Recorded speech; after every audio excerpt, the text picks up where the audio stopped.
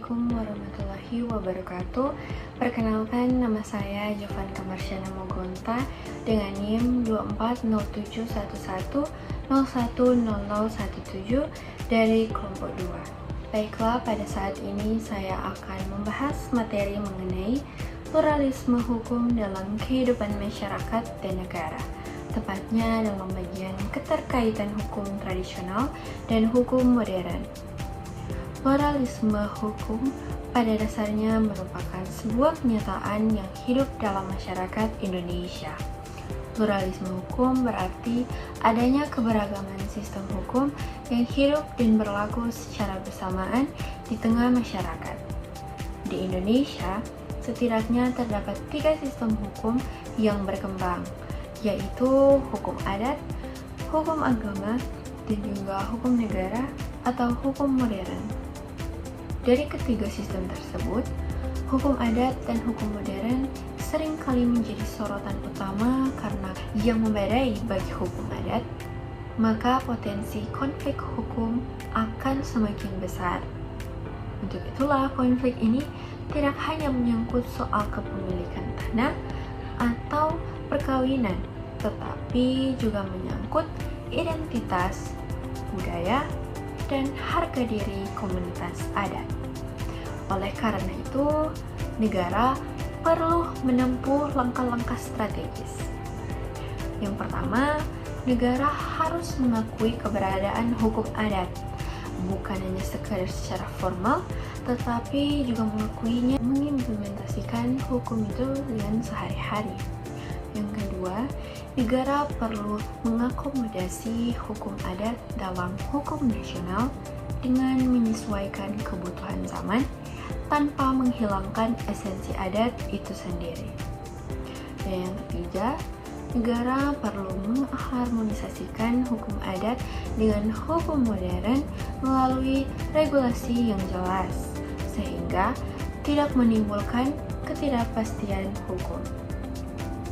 Dan jika langkah-langkah tersebut dijalankan, maka hukum tidak akan dipandang sebagai penghalang modernisasi, melainkan sebagai bagian penting dari kekayaan hukum nasional. Dan dengan begitu, hukum Indonesia akan memiliki karakter yang khas dan berbeda dengan sistem hukum dari negara yang lainnya, karena ia berakar kuat pada budaya dan juga tradisi bangsa. Untuk itu, dapat ditegaskan bahwa pluralisme hukum di Indonesia adalah realitas yang harus dikelola dengan bijak. Hukum tradisional dan hukum modern berbeda dalam sifat dan ruang lingkupnya, tetapi saling membutuhkan, dan hukum modern memerlukan legitimasi sosial dari hukum adat, sedangkan hukum adat memerlukan perlindungan formal dari hukum modern, paling sering berinteraksi pada praktik kehidupan sehari-hari.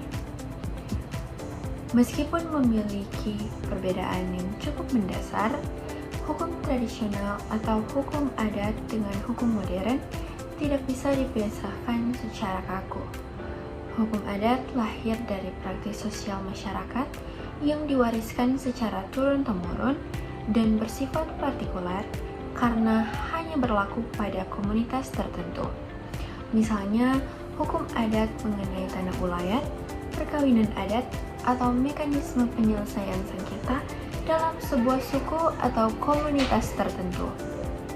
Sementara itu, hukum modern yang diwujudkan dalam bentuk hukum negara bersifat universal mungkin mengikat seluruh warga negara tanpa membedakan latar belakang suku, adat, atau agama. Namun, dalam praktiknya, kedua sistem hukum ini tidak berdiri sendiri. Justru sebaliknya, keduanya saling berinteraksi dan bahkan saling melengkapi. Pemerintah ketika menyusun hukum nasional seharusnya tidak mengabaikan realitas sosial yang hidup dalam masyarakat. Hukum nasional yang baik bukanlah hukum yang kaku dan semata-mata meniru konsep hukum barat, melainkan hukum yang berakar pada nilai-nilai dan kebutuhan masyarakat Indonesia itu sendiri. Hal ini sejalan dengan pemikiran Satito Praharjo yang menegaskan bahwa hukum nasional tidak boleh mengabaikan realitas sosial yang tumbuh sejalan dengan hukum adat. Dengan kata lain, hukum adat perlu menjadi sumber inspirasi dalam pembentukan hukum negara.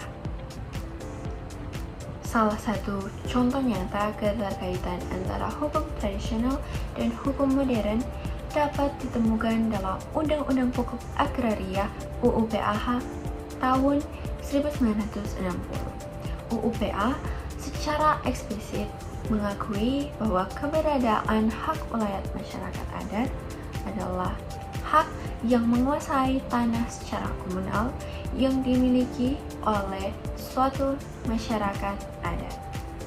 Namun, pengakuan ini dibatasi. Hak ulayat tetap diakui sepanjang tidak bertentangan dengan kepentingan nasional maupun peraturan perundang-undangan. Artinya, hukum modern memberikan ruang bagi hukum adat, tetapi tetap dalam kerangka hukum nasional. Contoh lain dapat dilihat dalam hukum perkawinan. Meskipun Indonesia memiliki Undang-Undang Perkawinan Nomor 1 Tahun 1974 sebagai hukum positif, beberapa ketentuan adat masih diperbolehkan selama tidak bertentangan dengan prinsip-prinsip hukum nasional.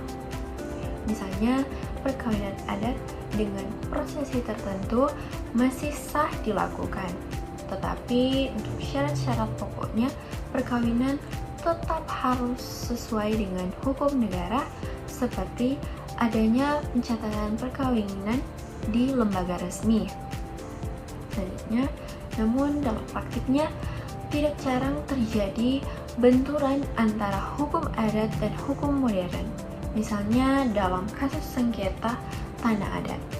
Hukum negara seringkali lebih menekankan sertifikat tanah sebagai bukti sah kepemilikan.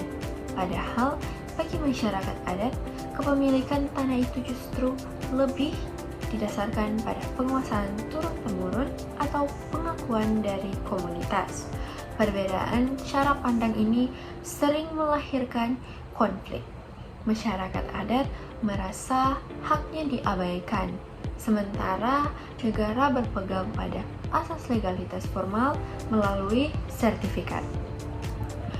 Nah, benturan semacam ini menegaskan bahwa sinkronisasi antara hukum modern dan hukum tradisional adalah sesuatu yang sangat penting. Tujuan akhirnya adalah untuk mencapai keadilan substantif, bukan sekedar keadilan formal. Keadilan substantif berarti keadilan yang benar-benar dirasakan oleh masyarakat yang tidak hanya berdasarkan aturan tertulis, tetapi juga mempertimbangkan nilai-nilai sosial dan budaya yang hidup. Pluralisme hukum dalam konteks Indonesia bukan sekedar teoritis. Ia merupakan kenyataan hidup yang nyata dirasakan oleh masyarakat, terutama di daerah-daerah yang masih kuat memegang tradisi adatnya.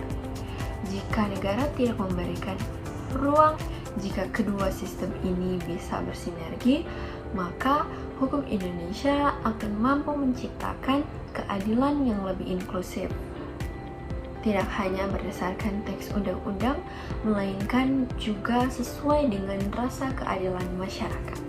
Baiklah, itulah materi singkat dari saya mengenai pluralisme hukum dalam kehidupan masyarakat dan negara dan keterkaitan hukum tradisional dan hukum modern. Sekiranya dapat dimengerti dan mohon maaf jika ada kesalahan dan terima kasih.